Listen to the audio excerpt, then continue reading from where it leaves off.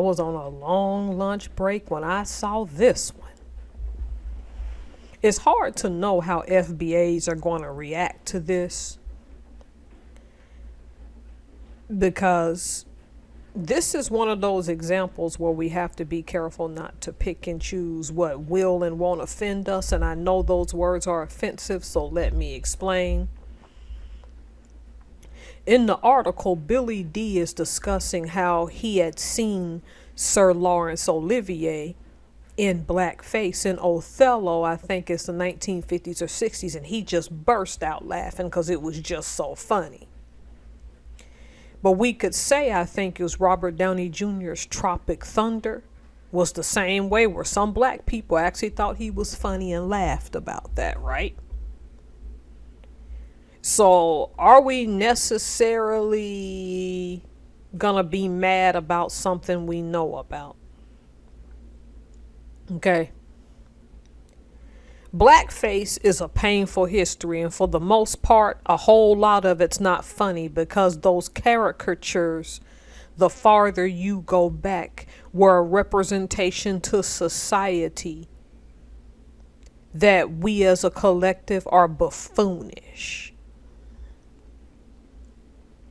If you look at this man right here on the screen, Bert Williams, because I've rang the alarm about him several times. He's from the Caribbean but came to the United States and got really famous with another FBA. And they were a duo in vaudeville in blackface. You can also see this of him in blackface. This is Bert Williams. Because some black people in vaudeville dressed in blackface. So since we're ready to discuss blackface, are we ready to discuss this? Don't misunderstand me. I'm not giving Billy D. Williams a pass for this. I can understand his argument of artistic expression and individuality.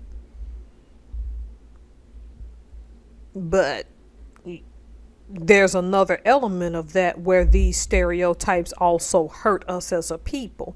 And even more so to know that two black men, one from the Caribbean and one that was a foundational black American, did this during vaudeville.